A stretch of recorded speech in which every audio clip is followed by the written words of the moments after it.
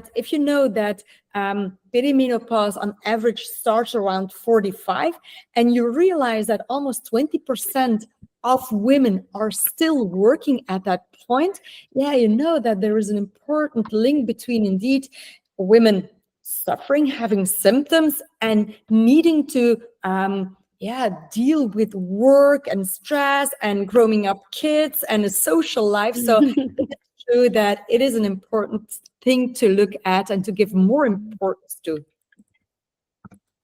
Yeah, indeed. That's we tend to forget that the mental and charge that women have to deal with. Yeah. Did you hear in the ecosystem workshop anything new that enriched the challenge? Do you remember? Yeah. I think it was great. The ecosystem workshop was super good because there was a lot of interest in the topic, which makes me already super happy that a lot of people are willing to take up the challenge and look into what needs to be done. But the thing that was really striking for me is that we had a lot of women in the workshop, and we started off the discussion, and bottom line, you see that even though the people registered for the challenge, there was so little knowledge about perimenopause and menopause. Women don't know what it is. What exactly does menopause mean? Many still think like this is something for old women, where you're in your 60s and all of a sudden you're not fertile anymore, you don't get kids, you become old and gray. And so I felt that this is really still the perception, and so that was really striking for me, in a sense that there is still a lot of opportunity to inform and educate about what is it, perimenopause? When does it happen? What does it bring? So even young children should already get a kind of information of this natural stage in life that will come will cross your path anyway. Actually, you just hit it right there. There's more and more this talk that there should be hormonal health throughout the entire life of a person, of a human, because it changes and it impacts. The impacts are always there. And we don't know that. It's pretty amazing until you start going through it. I fully agree. I can witness. What do you think? Sorry. Yeah, no worries. So what do you think will come, or what do you expect that will come out of the hackathon? Like, what would be an ideal outcome? Yeah, well, the fact that I love the initiatives of the hackathon so much that there's really tangible outcomes. There's really initiatives that are explored to make sure that you can implement them quite fast after the hackathon. So, and one of the things that I really believe that will come out of the hackathon is that there will be channels that will allow women to be better informed about women care, hormonal health, that we will create, for example, through social media or through other channels where you have women or even young girls already accessing the right information, so that all of a sudden, when you are confronted with perimenopause, you don't find yourself in a situation where you're like in front of your doctor and saying like, yeah, I don't feel well, but I don't know what is happening. So this is what happens all the time today, is that women around their 45, 50s get a lot of symptoms and they're like, yeah, something is wrong, but I don't know. And so we should come to a stage where women at that age are informed and are able to step up to their healthcare provider or their gynecologist or whomever that might help them and say like, hey, I think this is caused by hormonal disbalance. So what I hope to come out is that women have the information, are informed, and are able to speak up about what they need, what information they need, what treatment they need to really cope with this stage in life. Yeah, indeed, indeed. Yeah, because it's like it happens, and why does it come as a surprise? It always is the yeah, indeed, indeed. Absolutely. And who do you think would need to be there at the hackathon actually to make sure that the outcomes are the best? Yeah. Well, I really believe that we have to have many different stakeholders during the workshop. And why is that? Because, Okay.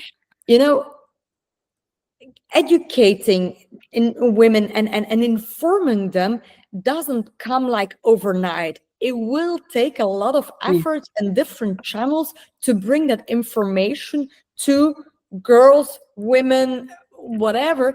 And so we have been already thinking like, the schools education should be there. Like, how can we integrate these sessions during scholar programs? Also, healthcare providers, first line care should be there, but also industry has an important role to play. They bring out great solutions to treat the symptoms, but they also have an important role to inform women about the symptoms and about what is happening during perimenopause. So I think anyone that has a stake or even doesn't realize yet that they might have a stake should be there, because they can be an important channel. And even, for example, retail, women all the time, their whole life, go to grocery, to retail, where they buy products that are linked to their female health or women care. So how can we make sure that while buying a product, they get also right information about different stages of female health? So I think we should think out of the box and really make sure that anyone that can get a part of informing women should contribute.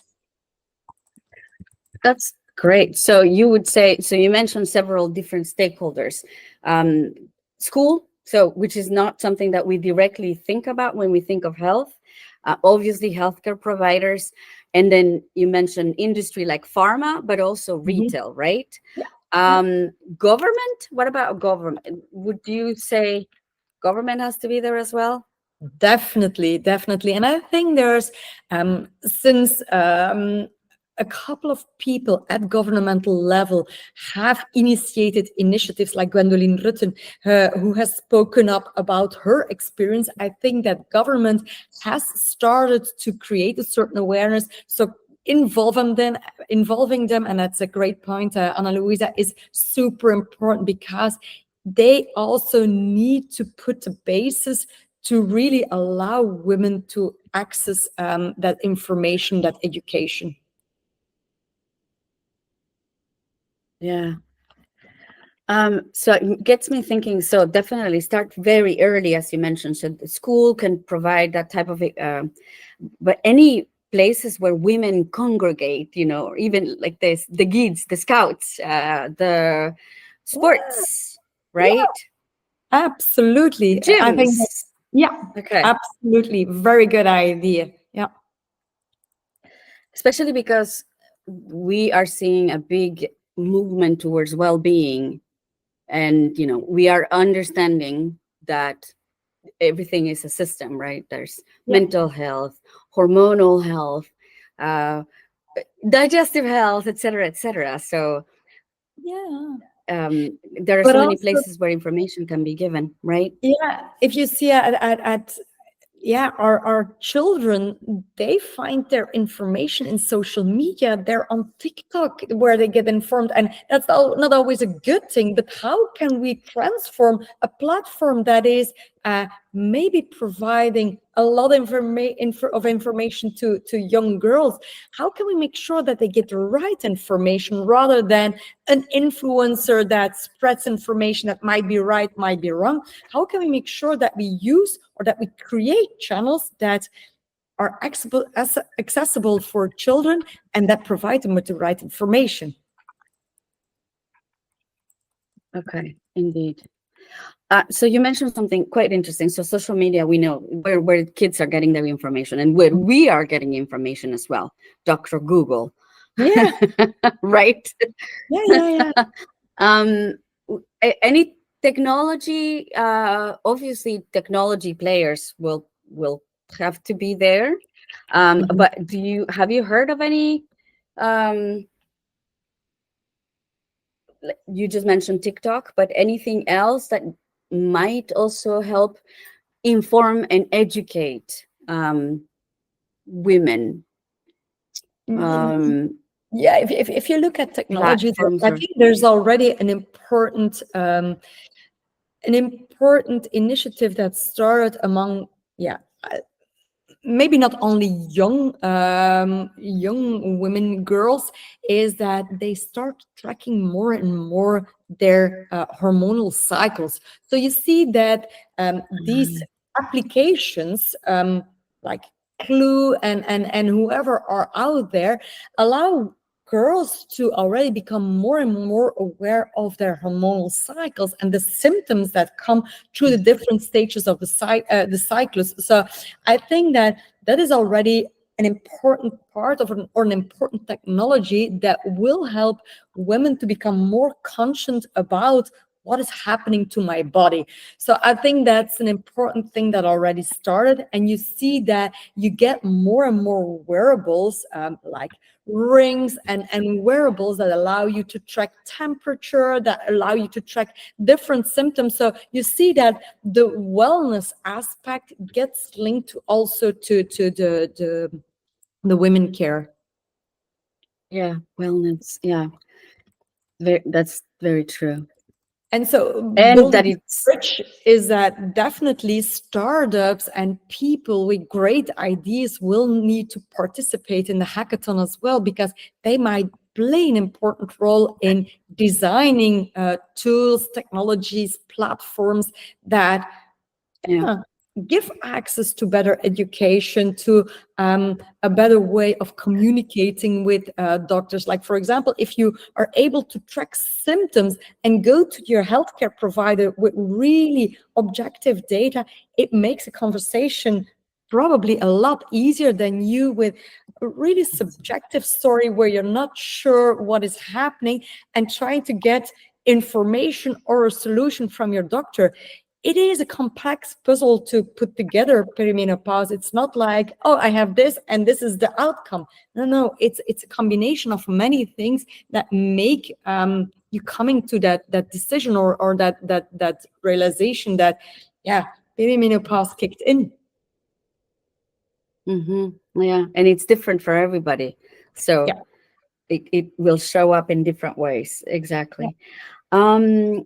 What do you think would be needed to make sure that ideas or whatever comes out of the hackathon come to fruition?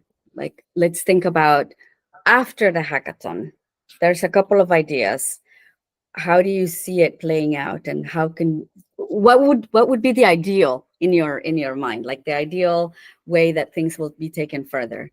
Yeah, well, these hackathons, they're a great place because there's a lot of energy, people working together around a certain team, and you see that often you get great outcomes out of these hackathons. But then all of a sudden, people go back to their own environment, to their professional life. They are again submerged in real life, and so what is needed is that you need to make sure that the people that are willing to drive the idea take the time to really continue working on the solution and find partners to make sure that yeah, it gets implemented, because if you don't take it up right away, you have a kind of champion that drives the situation, that drives the initiative, that keeps together the people that are motivated. You see that the ideas might get diluted, and that, yeah, it's hard to get them implemented. So getting that group together, having one project leader, driver of the team, but also partnership. Where are important partners in, yeah, bigger corporates, or yeah, bigger organizations that are willing to support the initiative, I think are really important. Okay, true, true, true. So there's yeah, indeed, to see the idea through. Have you Yeah. had experience in seeing an idea and taking it and moving it along? I hear that you already see what is the essential ingredients right at the end of the hackathon, right? Yeah, yeah. Well, I've participated in a hackathon last year, and it is true that there was great things that came out of the hackathon, like real solutions. And we were lucky to be in a group where there was a mutuality, Elan, that took it up and that has really done stuff with it to bring it to a broader audience, to impact women, to create certain initiatives towards the market. So I think you see that it had to be picked up with the support of a bigger organization. In my experience, Yeah, was an yeah. important factor to hit success. Yeah. Okay, indeed. So that there's momentum and it goes continues. Um, do you think that Hack Healthcare has an opportunity to make a real impact in the Belgian healthcare ecosystem? Oh yes.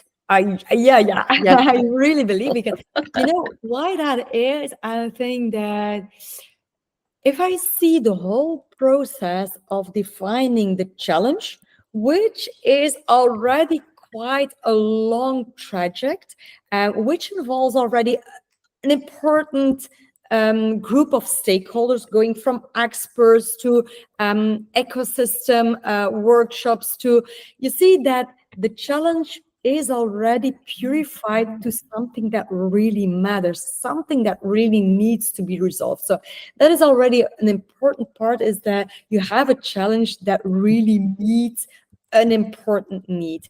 And so having that defined that need, and having understood the impact, makes that people are really committed to looking for a solution. So that's one thing.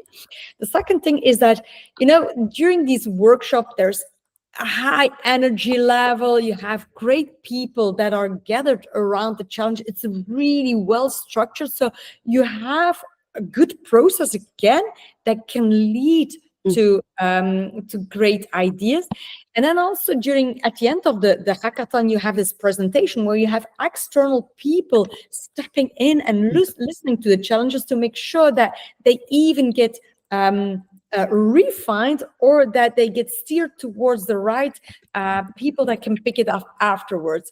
So, and then after the workshop or after the hackathon, I have seen a lot of support from the team of Hack Belgian Labs to really move the project to people picking it up, putting their shoulders on it, bringing together people, looking for partnerships. So I think that the initiative has a lot of good um, uh, good ideas, but good processes to make real impact.